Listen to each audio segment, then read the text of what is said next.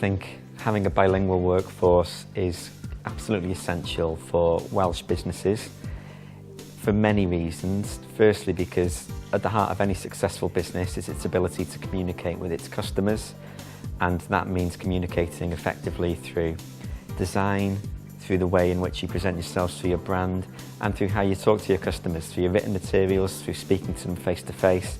in the language which they speak and they feel comfortable speaking. Sometimes that will be English, sometimes that will be Welsh, and so any business must be flexible enough to meet the needs and expectations of its customers, and that's part of the reason bilingualism is so important.